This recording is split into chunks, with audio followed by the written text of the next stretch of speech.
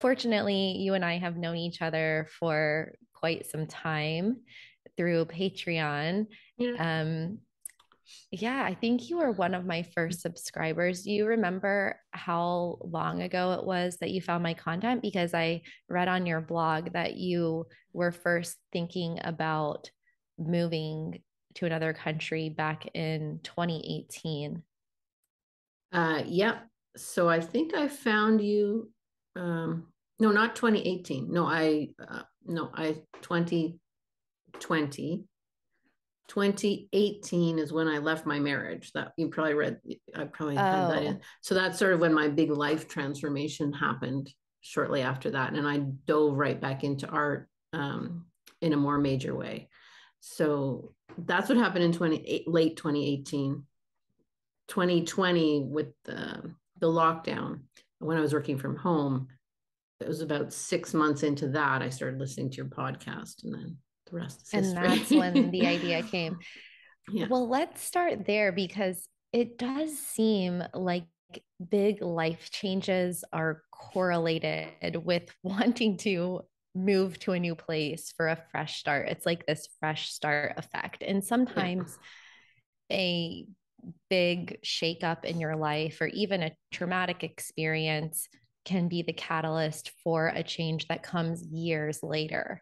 And it's okay if it comes years later, Mm-hmm. that's just everyone's on a different timeline in life. But um, take us back to your, let's say, traditional lifestyle. So you were an artist 20 years ago, maybe, when you were younger, and then you started working a traditional 9 to 5 job. And then at what point did you want to change that? Because you had, the marriage, you had your cat, you had your stable job in Canada. So when did you decide that you wanted something different or that things weren't really working for you anymore?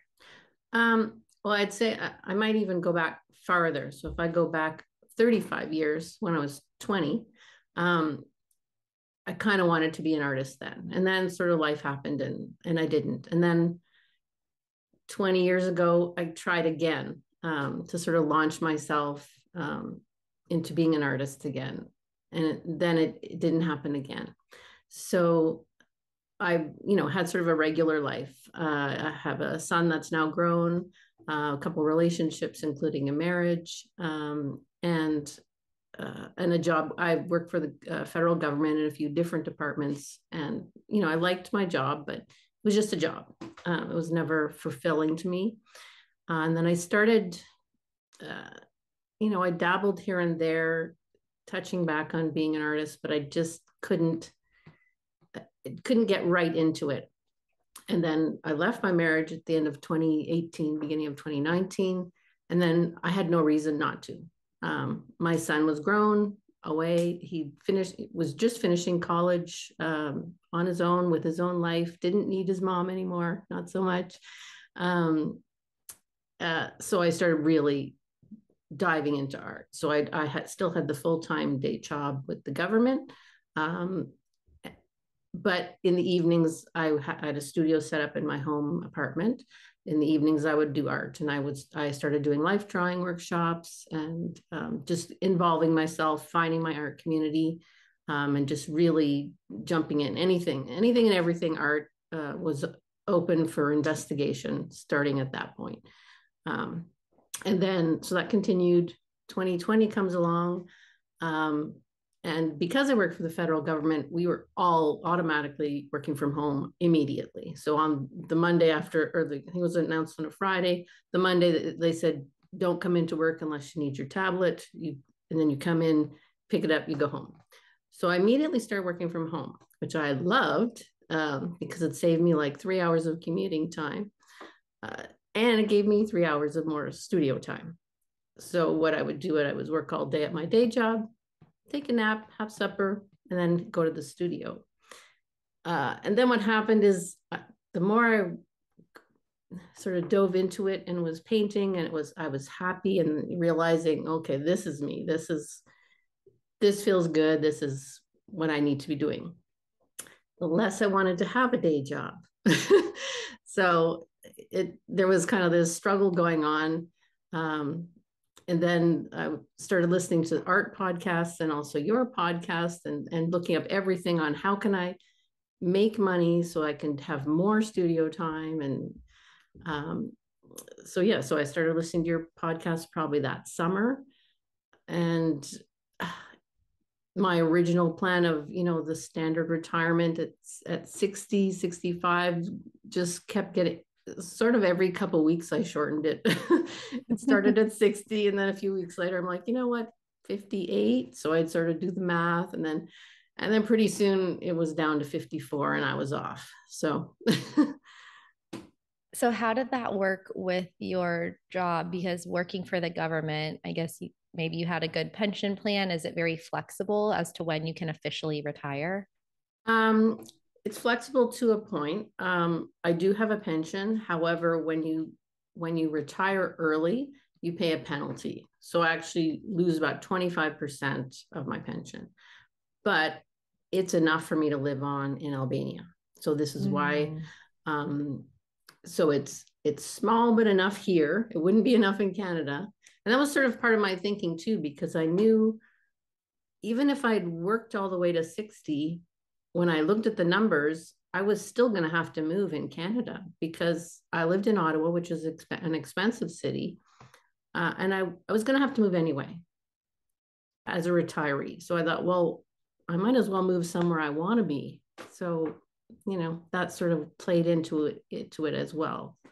Okay. Yeah, because you wrote that your original plan was to retire at 60 and then travel a Yeah. couple times per year. And so I guess it's kind of what Dan from Vagabond Awake and I talked about. We were just talking about that interview, how retirees, when they retire, they can't afford to live where they were Yeah. living Yeah. to begin with. So, what were some of the countries that you looked at moving to? Um, well, I looked at Portugal just because, everybody's like, oh, go to Portugal, go to Portugal. Yeah. And they seem to have, at the time anyway, I think they've gotten kind of bogged down, but their visa process seemed fairly friendly. I think they have a retiree visa, which I would have qualified for. But part of my condition is I wanted to be able to work because I knew my pension wouldn't be enough. So I needed a country where I could work legally as an artist, and that I could afford to live. So then I moved eastward. At first, I looked at Croatia, um, but the more and more I looked into how to get the visa, the less appealing it seemed because people just put these horrible posts about what a nightmare it was, and and it's quite restrictive in terms of you can't leave the country. I think it's 30 days. You have to be in country. So I thought, well, I want to travel. I don't want to be, stuck there. So then I don't know how I stumbled upon Albania, but I did. And there were just no downsides. The more I looked, the more I loved it. It's beautiful. It was affordable. It's on the water, which is another aspect that I really wanted. I actually live on a lake, not on the seaside, but it's water. And it just ticked all the boxes. So I had never been here, but it looked good to me. And I mean, it's recommended you do an exploratory trip, but I couldn't afford to do that. So I'm just going to go. Just jumping in with both feet. Worst case scenario, my visa is good for 9 and my passport's good for 90 days. I'll just pick another country was my thinking. So luckily I like it here. So you like it. So you're near Lake Ohrid. Which town are you in? Pogradec. Okay. And what is that like? Um, the lake is beautiful. I no regrets there. The town, it's a small town with very, very little English. So that's been my biggest challenge. But it's a very pretty town. It's very, walk everywhere. Everything's, fruits and vegetables and handmade stuff all over the place. But it doesn't have the big city amenities. So every once in a while I go into the capital, Tirana, or I go to other nearby towns to get some of the things I need. But I really like it here. I really like it. And did you decide to go there based on your research before when you were in Canada? Yes, because there's several cities on the coast. So Durrës, Vlora, and Saranda are kind of the big three. And each of those, Vlora is still on my radar, but Durrës looked a little too industrial to me, just from, I did everything from walking through on Google Maps everywhere I was looking. Plus, I joined all the expat groups I could find and to research. And Saranda actually seemed like there were a lot of expats there. There are a lot of American expats there, but I kind of didn't want that. I wanted to be in Albania. I didn't want to just be in a little bubble with other expats, which I don't have any regrets about, but it did make it more difficult for me here, there were no expats that I immediately found when I moved to Pogradec. Yeah, and learning the language and everything. Mm-hmm. Well, I want to get into your cultural adjustment to Yeah. Albania in just a moment. But first, I found some really great insights and tips for how you prepared to leave when you were in Canada. You spent, was it about 2 years from 2020 to 2022 thinking about moving, preparing to move, and then walk us through those 6 months before you actually moved and shedding all of your stuff and kind of preparing mentally and physically. What were some of the things that you did and when that time was winding down to your departure date? Yeah, I would say probably about 8 months before the actual flight out. Right after I decided that it was Albania and that it was Pogradec, and I had a destination and I had a rough date. I hadn't booked my flight yet, but I knew sort of February, March was going to be my date. I started getting rid of things because I knew it was going to take a lot longer than I thought. Plus, I'm working full time, and I'm trying to figure out all the other logistical things I need for the move, and I'm going to be tired. So I started right away with clothes, and this would have been summer 2021. So basically, as soon as in Canada, the weather changes pretty significantly in the fall. As soon as it wasn't hot enough anymore for summer clothes, they're gone. So the couple of things I packed to bring got put away, but everything else given away. I think, created my own store at the charity shop. I gave away so much stuff. But yeah, so I just started, and I sort of had a goal of like 3 boxes a week minimum that had to leave the apartment. I started giving away stuff to friends, putting call outs, what do you want? Come and get it. I sold a few things on Kijiji, which is a local resale site. But it probably paid my flight out for me and my cat, and that's about it. So the rest was given away, except for my artwork. So I'm kind of lucky in that respect. I invested in a small storage unit. It's like the smallest one or second smallest you can buy. It's like 5 by 9 by 7. And my finished artworks are there. And because there was a little bit of room, some of my art books are there, and my photos and stuff, special stuff is there. So I'm very lucky I didn't have to get rid of absolutely everything, because that would have been really difficult.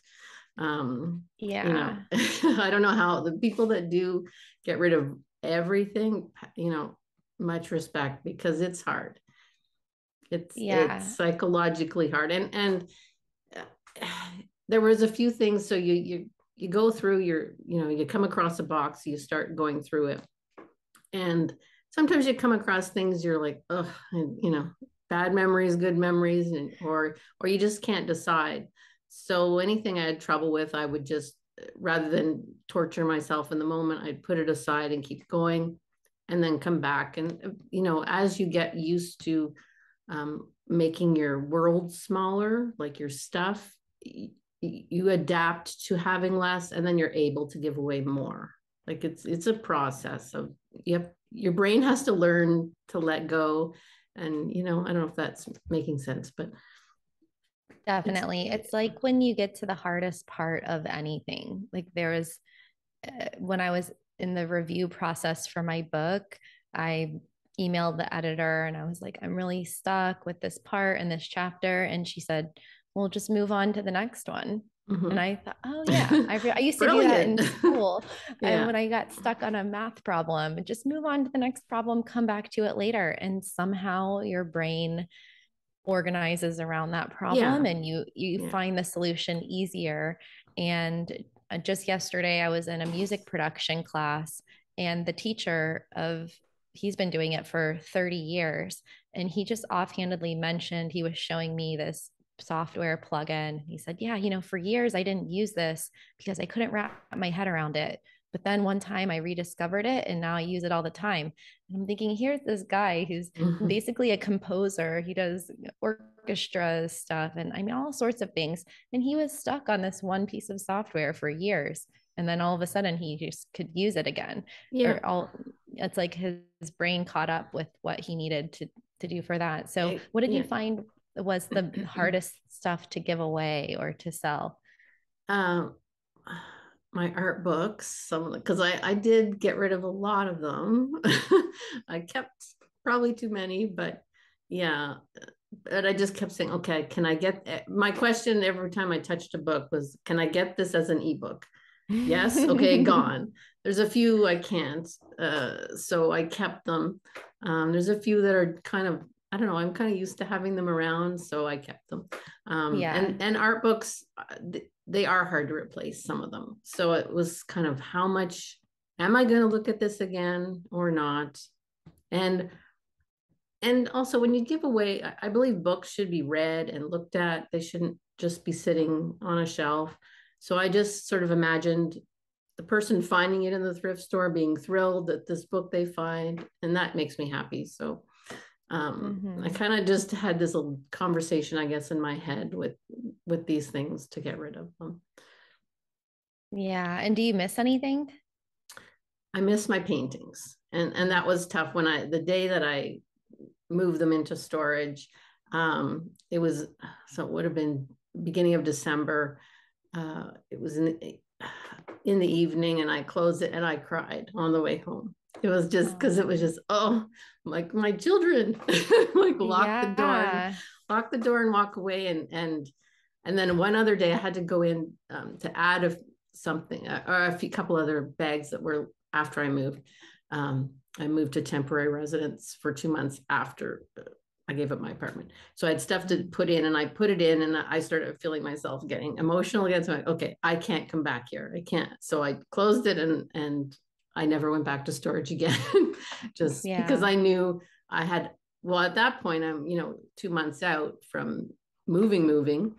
So that I tried to limit emotional upsets. And I thought that's upsetting to me. So no more storage visits. So that was that. And you have a nice painting behind you. Did you paint that one? Yeah, it's not quite finished. But yes, I painted that here. I've just recently started feeling like I could paint again. Like I started this and then I kind of shut down as I was adjusting. And then a couple of weeks ago, I sort of woke back up again. So which feels good. Yeah. Having decorations and paintings and how your house looks, like it's a part of self-expression. And that can be one of the hard parts of moving to a new place is that you're in someone else's home and then you little by little start to make it your own. And this is different for people moving permanently versus temporarily. But even now, I've been here for about a year and a half in this apartment, and I have a full bookshelf. And I'm already thinking, okay, what am I going to do with these books when I move? And this might be a little bit of a weird question, but you went through a divorce pretty soon before you actually retired and then moved. So you went through a lot of life changes around the same time in your mid 50s. But did the divorce kind of make it easier to move because I imagine that you went through a bit of a purging process during that because you were living with your husband and then you must have had to give away stuff or and move into your own place. No, the situation there was I left with what I came in with. Ah, Yeah, pretty so much. you left abruptly. Yep. Yep. So I would say the divorce didn't play into it played into my being giving myself permission to do my art, because now I could be me. I wasn't, beholden to anybody. I didn't have to think about other people's wants and needs. So in that way, that was the beginning of the art part. I don't know, does that answer that question without getting into? Yeah. Well, Yeah. I was just, thinking, having seen friends and family members and people go through divorces, it's like a whole thing where you're dividing Yeah. up assets and moving, people are moving, and it's like, who gets this couch or who gets this coffee maker? And Yeah. it's sort of like moving to another country. Yeah. No, I agree. Sorry. It was a huge change. It was a change I initiated and I very much wanted. And I would say, so that's end of 2018, beginning of 2019. And then for that next year, I was processing what I needed to process from that event. So it wasn't really until till COVID and the lockdown that the huge life change happened. Were you apprehensive at all about moving so far away to a country you've never been to by yourself? I mean, did your family think that you went crazy or? um, Oddly enough, I wasn't apprehensive about it. It just it was exciting to me. Like the more I thought about it, it just got me going. It got me, the reason to get up in the morning. Like I was just so excited. The more I found out, the more decisions I was making, the clearer it got, in my future, as I got closer and closer. It was just exciting. Of course, I was, very nervous. I had no idea. And, in retrospect, there was so many things I was nervous about too, that there was no need to be nervous about. But I think we're a little bit isolated also in North America because we don't travel. And then you get here and it's like, oh yeah, let's go. It's just part of culture. Maybe not so much in Albania, but general Central and Western Europe. Anyway, yeah, I probably, maybe I should have been more apprehensive. I don't know, but no, I was just excited. As far as my family and friends, mostly they just said, why Albania? I've answered that question so many times. Where is Albania? Oh, right. Because they don't know. But I would say my family and friends 100% have supported me, cautiously, but they have supported me even at their own expense. I know it's upsetting to some people that I left, but at no point did anyone say can't leave, I need you to stay, please stay. None of that. I had just, people could see I was excited about it and it was really what I wanted to do. So I'm very lucky to have that support. Amazing. Yeah, I think that's important for other people to hear. And I think it's really inspiring because just as you saw other people's stories and thought, I can do that too, thousands of people will see your story and hear your story and will think, oh, I can do that too. And they might see a little part of themselves in your story. And so, well, let's jump to Albania then. How were those first few weeks for you adjusting in your new place? How did you find a place to live? And then what was that first month like? So I arrived in Tirana. I stayed there 2 nights and I met with, I actually hired a consulting agency to help me with my visa because I had enough to deal with. Yeah. And I'm 100% happy about that. so I then met with her the next day, and we went and started the process of setting up my business right away. And then actually that night I went out, it was a Friday night with an expat group, and there was live band and music and drinking, and coming from Canada where it was very locked down, and it was just this party, and it was just the best. I was just so happy that night. Felt really good. I felt a little guilty knowing everybody back home was not able to do that, but it felt really good, honestly. It's like a welcome reception from the universe, Yeah, affirming that you did the right thing. yeah, and just good for the soul, like this live music and people that were having fun and laughing, and oh, it was so good. Then a few days later, I traveled to Pogradec with all my stuff I had. And I just stayed in an Airbnb for, I think, 2 or 3 nights. I had pre-arranged an apartment, and I had done that. I had contacted a bunch of people on Airbnb, said, hey, what would hypothetically, what would you charge for a 12-month contract? So I did arrange something ahead of time. So I moved in, and it was not the most comfortable situation. So I grinned and bared it for a while, and then something happened at the apartment, and I'm like, okay, I can't do this apartment. So I told my landlady, and I had to pay like a deposit fee sort of thing to make everybody happy. And I got a new place, which is where I still am. So, and I'm much happier here. It's a lovely environment, a beautiful garden. It's right near the water. Much better situation. But yeah, and when I do need to, I'll probably stay in Pogradec at least another year. Now I sort of know what to look for, for my next apartment. And I know a little bit of the language, so I can muddle through with my Albanian and some charades on my own, probably. So. And how much is your rent there? My rent here is 200 euros a month, which is lower than usual, but it's not 100% private. I share an entrance. It's kind of like renting rooms as opposed to an apartment. Apartments, though, run about, I have a friend here that pays 250 plus utilities, and utilities are probably another 100. These are American dollars roughly, or 250 euros, which is roughly American equivalent.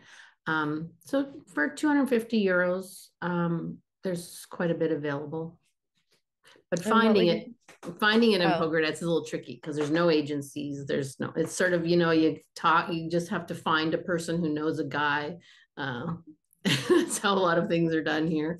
So I actually went with my friend to help her find her apartment. It was through the waitress we had at lunch, and her dad knew somebody. So it came up with like 3 apartments we went and looked at. And that's, that's part of the adjustment, is getting used to the way things are done, which is, totally different. But it works. So we got her an apartment, and she's happy. Yeah. And then you get to see them in person once you're there. Yeah. And which is really important. I know, because I see other expats, and they ask me to. People have emailed me, and I'm like, I know it's hard, but just come here and get it here. If you try to do it ahead of time, it's not going to be as advertised, or it's not going to feel right. It's hard to not have that in place, where you're going to live. But if you can wait, it's a lot better if you can do it from where you land. A lot of times we'll book, like for my relocation clients, a short-term rental or 1 month at the beginning, and then have them look at places in person, because also with Airbnb, it's much more expensive. Like the online rentals are made for tourists, really. So and especially right now, I don't know, the prices everywhere seem much higher than before. I think with so many people moving around or working remotely, that even a 1% or a 10% bump in rentals can put the prices up higher than they were before. Yeah. So yeah, finding a local deal is always good. So what would you say your total monthly cost of living is now? And what was it in Ottawa? Um, my monthly living costs are probably, like, excluding any travel or extra stuff, just basically food and shelter. It's probably around 500 a month, but I don't pay utilities here, so it's not typical. So maybe if you added another 150 a month. I also pay, because I'm self-employed, I do pay into the social insurance system, which is another $100 a month. And I have to pay an accountant, which is another 20 $20 a month, American dollars. So I don't know, what does that put us at? That puts me at about 650 without travel, maybe. Yeah. So easily under 1,000. Oh yeah, yeah. I mean, I eat at home. I don't go out a lot. And I try to buy as local as possible, which keeps the price down. My big expenses are when I decide to travel somewhere, which I've already done several times. So yeah, basically my work here that I need to find is to fund my travel. I haven't, right. My pension covers my living expenses, but to travel, I need to work. And in Canada, I paid, well, 2,000 for sure, because my rent alone was 1,400. And then heat, and then there was heat and hydro. My cell phone here, my cell phone plan here is like $15 a month. And in Canada, it was $75, $80 a month. So yeah, it's such a huge cost savings. I was thinking of doing a cost of living video for Miami because it's just exorbitant. Yeah. I mean, you can't go out to eat for less than $30 to $50, whether it's breakfast or lunch or dinner. Yeah. I mean, I like literally had a $50 breakfast the other day. I mean, it was like, I hope it was good. How is this possible? Yeah. I was like, can I see the receipt? You know, yeah. Like, what happened here? And then they include, there's taxes and tip is now like 18 or 20% included. Yeah. Just when you get the bill. And yeah, yesterday I had my lunch was $34 and I ate half of it. So I had leftovers. So I'm like, okay, well, it's, more like $17. Yeah. But still. And then I left it in the refrigerator at my studio. And I'm like, oh, great. I just wasted another $20. Yeah. So yeah, I miss those prices. I can't wait to go back to Eastern Europe. Yeah. So you mentioned in a blog post that you feel like it's easier to be a tourist than a newcomer, like a new transplant to another country. What did you mean by that? Because when you're a tourist, you've got the safety. You're going home. You come, even if you come to a place for a month. After you're there for a month, then you go back home to your stuff and your routines, where you know everything, and you know where everything is, and your people are there. Whereas when you land here, like I did, and you know no one, and you're not really a tourist, because you've got to somehow like join your community, and it's just very different. I don't know, I'm getting lost here, but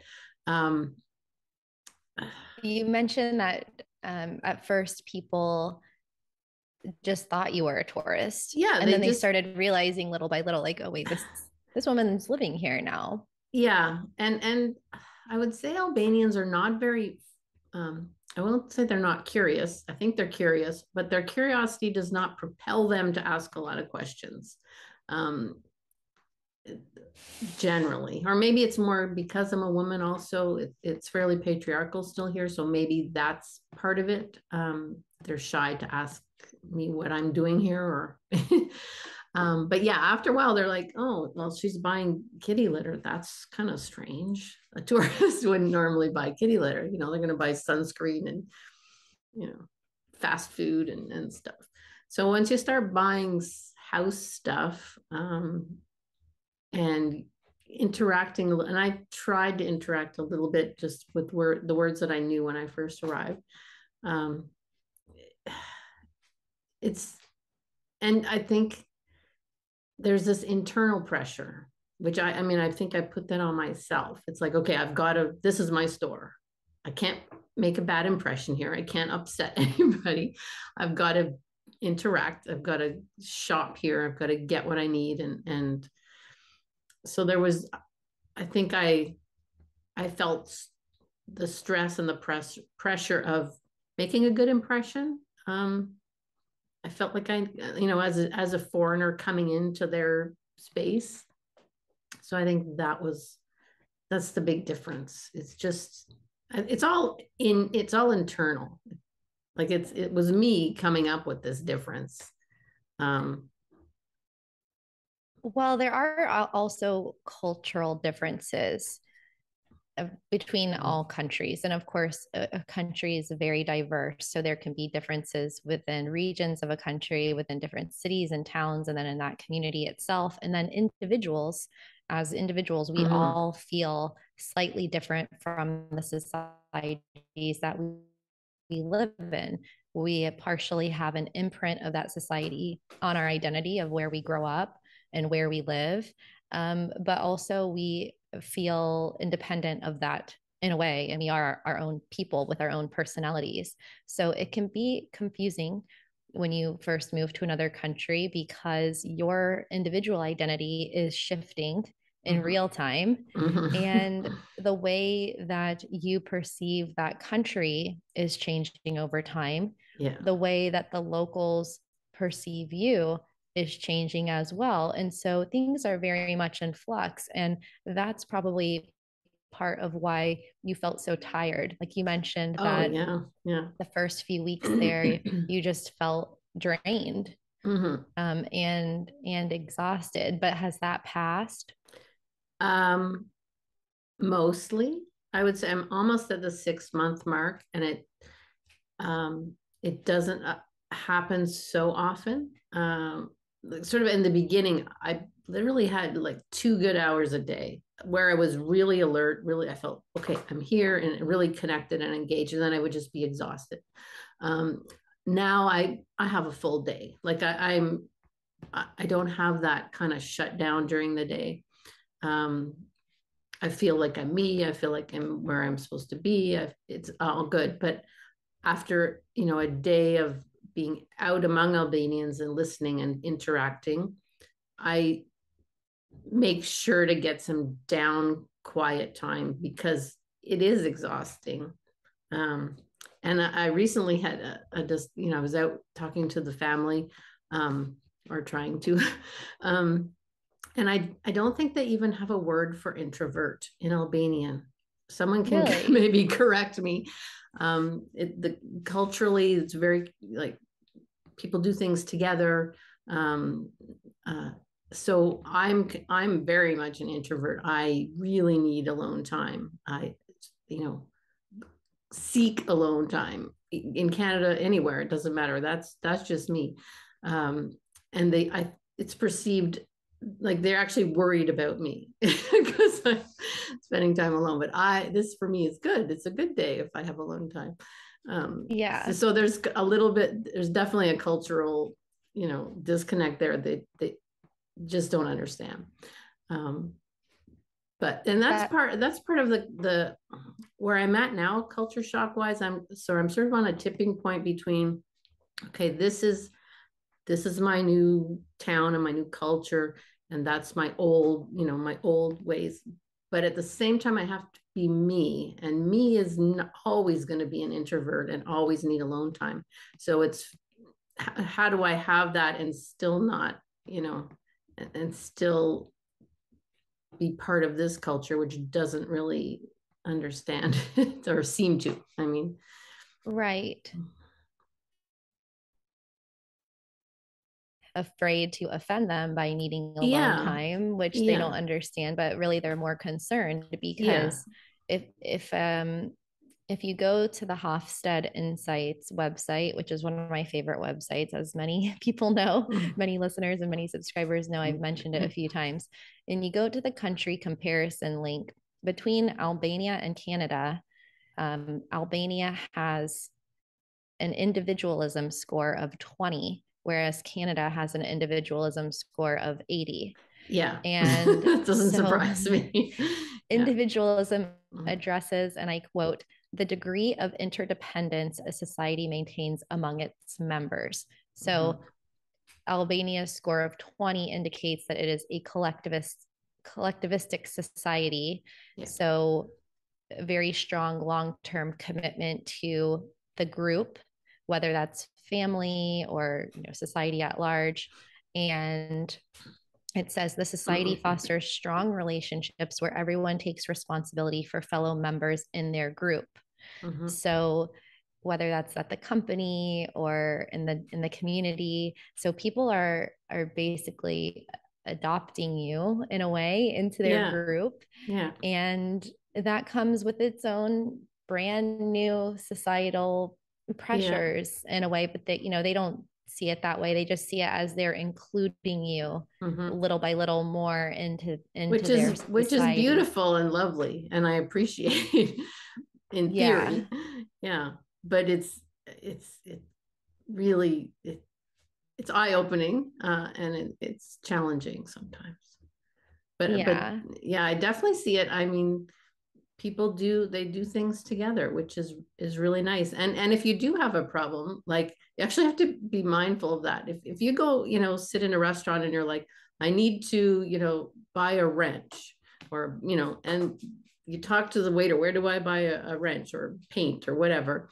And if he doesn't know, he's gonna ask people until he gets an answer for you. Like, someone will sit down and pull out their phone and call 12 people and find out where's the wrenches. Like, so if there's a problem, it's gonna get solved, which is like amazing, but also kind of overwhelming when you're like, me, it's like, oh no bother, just, it's okay. I'll figure it out. But I mean, that's sort of the upside. It's great that they work together and they get things done, and it works. But coming in from the outside, it's just, and plus I don't speak the language. I'm like very low level. So I don't know what's going on really, most of the time. So the subtleties of social norms elude me unless someone tells me right out. And sometimes, like, the couple Albania / English people that I know will tell me some things. I'm like, okay, that explains, which is good. But yeah, I miss out. I miss a lot. I look forward to over time understanding what's going on, because I still don't really. Yeah, that definitely comes with time. And you're taking some one-on-one classes or remote classes? Yeah, I started before I left Canada. I started remote, and it continues to be remote because my teacher is actually in Tirana. 2 hours a week at the most. And there's been times where I've just been too wrecked to do it, and she's been very understanding about that. But yeah, she teaches me grammar, cultural things as well, and it's been really helpful. And I actually know more Albanian than many expats that have been here for years. But they're in Tirana, where there's more English. You can pass. Here, I guess you could pass too, but I want to know what's going on. I want to be able to, do my basic things. Yeah, and that's part of how you integrate, and just making that effort to learn a few words is so important. And I remember even just going over for the day, coming from Montenegro and having a whirlwind tour of where were we? Forgetting the name, Shkodër. Shkodër. And and I perceived so much about the culture just in that day trip, and seeing all of the people congregating together in parks, people playing games, kids running around. And I could definitely tell what a close-knit and individualistic and collectivistic society that it was, and how knowing the local language, of course I could get by speaking English, but knowing the local language can just help you understand those nuances and participate in conversations. And it does take some time. It can take years even to learn the Yeah. language, but Oh, yeah. even taking, you wrote in one blog post that it's the little steps that take you the furthest. And learning one word per day, or making that little effort per day, it really adds up exponentially even by the end of your first year. And then when you imagine compounding that in 5 years and 7 years in, you really start to understand more than you could have ever imagined at the Yeah. beginning. But then you understand more of that complexity of the life as well. And it just becomes part of your life and part of Yeah. that journey. And it kind of makes me proud of myself, because I think the last 2 times I went to get fresh fruit and vegetables both this week, both times when they told me the price in Albanian, I understood correctly. It's like, oh, and I handed them like the exact correct change. Before it was like, just get a big bill, hand it over, and hope for the best. Yeah. But I actually understood the amount and I got it right. I was like, oh, yay me, that was good. And you feel that sense of accomplishment, like a little Yeah. dopamine rush. Yeah. Yeah. Yeah. What is something that has surprised you about the adaptation process? Like, is there anything that has been particularly easy or particularly hard that you didn't anticipate?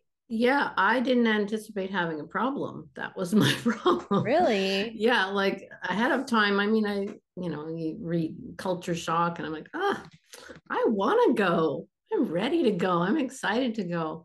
And it took me a while to clue in that I was having a problem. So it wasn't until I started realizing I was going out less and less.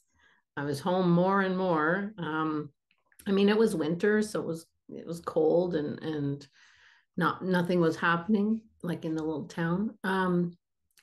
But it finally I clued in. Okay, I didn't call it culture shock. I just thought maybe I was getting depressed, or so I started reading some different articles, and one of them said sort of the difference between in this article they cited the difference between being a tourist and moving to a new place. So they said behave like a tourist. So I thought, okay, that sounds good. So I made myself sort of a little mini trip. I went to Corcha. I got a nice little hotel or like Airbnb, and I went out for dinner. And I just kind of was a tourist for, I don't remember if I did. I think I just did one night, and it felt good. It was like, okay, and I got out of my town, so there was no pressure to make a good impression or to assimilate in any way. I was in another town, seeing, experiencing it as a tourist, and it helped a lot. And I think it gave my brain a break. It's like similar to when you're dealing with a loss or grieving. And sometimes you have to just completely forget about the sadness or the difficulty, laugh a bit, and your brain can sort of change tracks and help you out.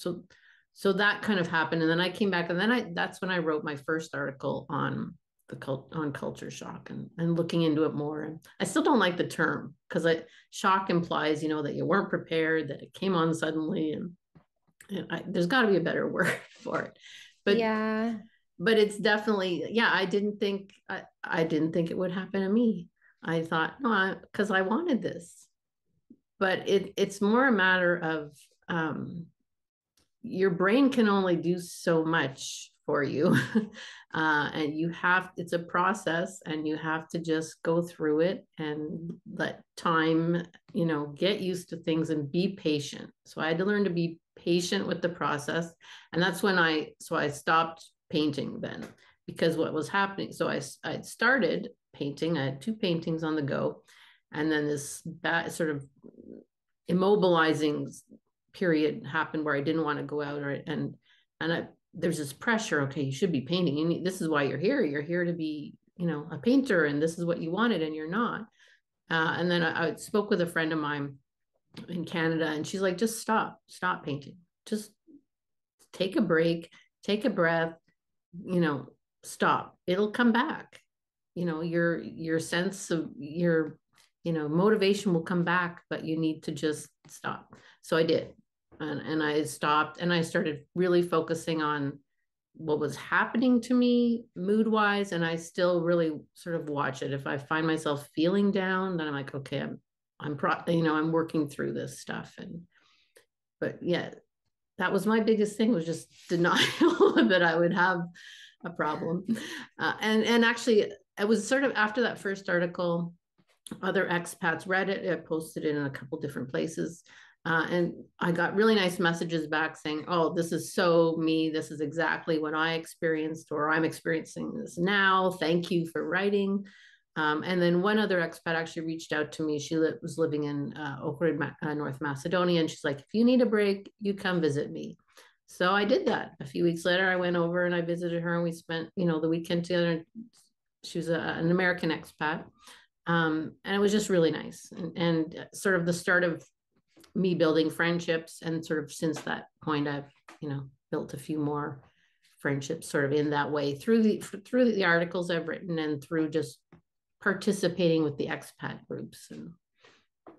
Yeah, because people really want to integrate with the local community, but it's also very important to meet other foreigners, whether they're from your home country or another one, because you can relate to them as well. It's like, can be a bit overwhelming to just try to assimilate 100% to another culture so quickly. Yeah. And if you're not from there and it's not your native language, like, it's probably never going to happen anyway. So it's just enjoy the degree of integration that you come, calling a friend from home. Yeah. Meeting with a woman from the US who lives nearby in another country, just hopping over to a border, getting a new experience. These are all little ways, they're coping mechanisms, but it's just also part of life and part of relating to people, and part of helping people and processing what's happening by writing about it, by sharing about it with other people in person, on the phone, in Facebook groups, on the internet. That's kind of what we're all here for, is just to help each other through these experiences. Yeah, I had to learn that. And also I'm very, self-sufficient and independent, and I was, as I say, in denial. I didn't realize like the value of spending time with other expats, because I didn't want to be just sort of a transplanted Canadian in an American type environment. I wanted to be, but it is important, and it did give me a lot. And if nothing else, we could, laugh about the things we've done wrong, and, saying the wrong word at the wrong time, and buying things that were not what we thought. And we could, share our, comical things, and that has value. And so now I make sure to do things with other expats and communicate and participate in the groups. And because it's important, because I am a Canadian, I'm not an Albanian. And sometimes I, need to talk about Canadian-y sort of things. Yeah. I saw that you bought butter instead of cheese, or vice versa. And because you underestimate how many things are done on autopilot by your brain every groceries day. And then all like... of a sudden, when you need to understand a number, like, yeah, it's everything. Right. And you can't. You were talking about how all the packages are in different languages. So you might see things in Turkish and Greek and Albanian and all these different languages. So navigating the grocery store is something that in Canada you might just walk through and just autopilot, like, which aisle to go to, what you're going to grab. And then here, it becomes, 3 hours in the grocery Well, store, exactly. And Google translating everything, but you and can't. in the markets. You can't No. Google translate everything because you'd be there for days. So that's why you Yeah. end up buying the wrong thing, because you're like, okay, this looks like it, and you grab it because you've already been there an hour and people are starting to wonder what, you're. So that's what, so that's why that happens. This is like, I'm not sure this is cheese, but it looks like cheese, so in it goes. So that's how that happens. Yeah. And then you end up trying new foods too. Yes, And you've yes. also learned that one of the most expensive delicacies outside of North America is maple syrup. Yes. I Very saw that it painful. costs the same price there that it did in Costa Rica. It's like Yeah. $40 for Yeah. a bottle of, not a bottle, but For a I don't know. liter. Yeah. Yeah. Yeah. But I The mean, most there's other good stuff, but expensive yes. thing.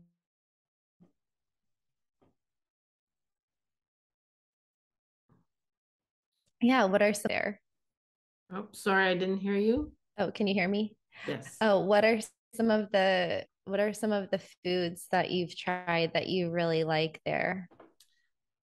Well, everything is local and seasonal. So I just love that aspect. So when you go, whatever fruits are coming in, and so they grow so much here. So I just love that, when I buy my fresh fruit, it's so good. I really like something called chofta, which is basically a savory meatball. It's made in different ways depending where you go, and sometimes it's put in sauces and things, which says a lot because I'm mostly vegetarian. So the fact that I like the job, that's kind of my go-to. Must be good. It is good. Actually, not always. I've had a couple that was like, no, not so good. But generally speaking, I really like the fish here. In Pogradec, there's a local fish called koran. So I've had that a few times, which is Is it like a trout? Because Mhm. I've noticed like it, okay. Yeah, it's a trout. And then there's a smaller version, which is much less expensive, but it's the same fish. It's just younger. It's smaller in size and whatever, less mature. I think it tastes better, even the smaller one. So I eat that quite often. And yeah, there's a few. And you're a fan of the Turkish coffee too? Oh, yes, every morning. Yeah, that's one thing. So when I when I when I left, like, I'd never had espresso and I'd never had Turkish coffee, and that's all I drink here pretty much. I do have I don't know, a few weeks in, I managed to find a French press. So once in a while, when I want, a bunch of coffee, I'll make a small thing of American style coffee and have it. But every morning is pretty much Turkish coffee with a little cookie. Trying to not eat too many cookies, but and when I go out, it's espresso. Yeah.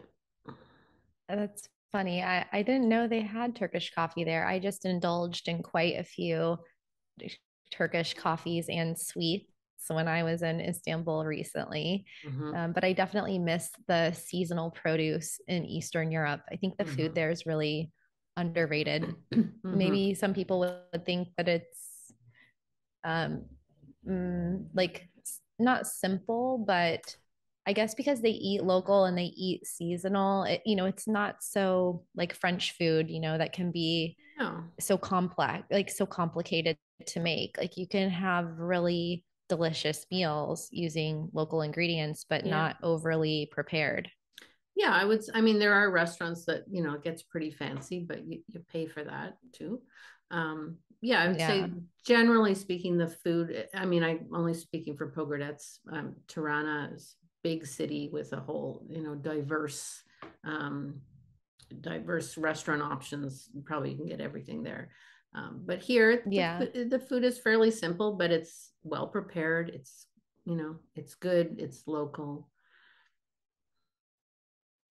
And so I have one more cultural adaptation question for you.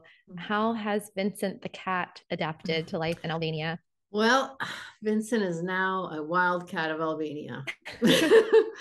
I tried to keep him inside because he was an indoor cat and very, very Aw. spoiled. And so then I kind of because I have a shared entrance, he kept trying to get out. So then we would let him out and then just supervised, and I'd get all worried. And then that evolved into, okay, he can be out whenever he wants, but on a lead. So, and then I went away for 2 weeks traveling, and the family here took care of Vincent for me. And when I came back, it was all over. He just loves it outside, but he comes back. My worry was that he would just not come, like he'd take off Yeah. and because he's Yeah. an indoor cat, be ill prepared for these other Street life. wildcats and wild dogs that are everywhere, and not to mention chickens and things.